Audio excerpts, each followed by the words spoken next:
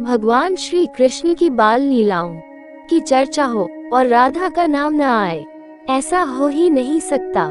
राधा और कृष्ण दोनों को एक दूसरे का पूरक माना जाता है। पद्म पुराण में वर्णन मिलता है कि श्री कृष्ण परब्रह्म हैं, राधा उनकी पराशक्ति है।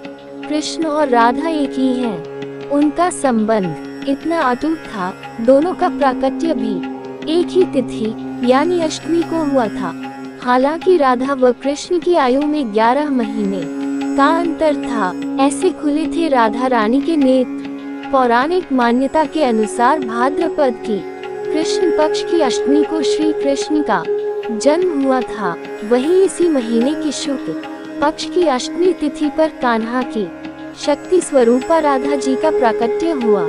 इस दिन को राधाष्टमी या राधा जयंती के रूप में मनाया जाता है। हालांकि राधा का अवतरण श्री कृष्ण के प्राकट्य से 11 महीने पहले हुआ था। हालांकि कुछ पुराण बताते हैं कि राधा कृष्ण की आयु में 5 वर्ष का अंतर था। यमुना किनारे रावल में राधा वृषभानु को शिशु रूप में ली।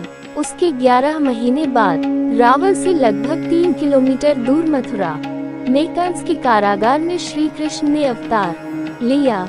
इसके बाद कंस से अपने बालक की सुरक्षा करने के लिए वासुदेव ने श्री कृष्ण को नंद यशोदा के घर गोकुल पहुंचा दिया। इधर जब राधा के पिता वृषभानु ने नंद बाबा के पुत्र श्री कृष्ण के बारे में सुना तो वे स्वयं अपनी पुत्री राधा को गोद में लेकर गोकुल आए। कहा जाता है कि तब तक राधा जी के नेत्र बंद ही रहे थे। वे घुटने के बल चलकर कन्हैया के पास पहुँची और उनके पास पहुँचते ही राधा के नेत्र खुल गए। इस तरह राधा ने अपने जन्म के पश्चात अपने नेत्रों से प्रथम दर्शन श्री कृष्ण का किया। फिर कुछ वर्षों के पश्चात राधा कृष्ण का मिलन संकेत नामक स्थान पर हुआ। इस मिलन से ही राधा कृष्ण की मित्रता और प्रेम का आरंभ हुआ।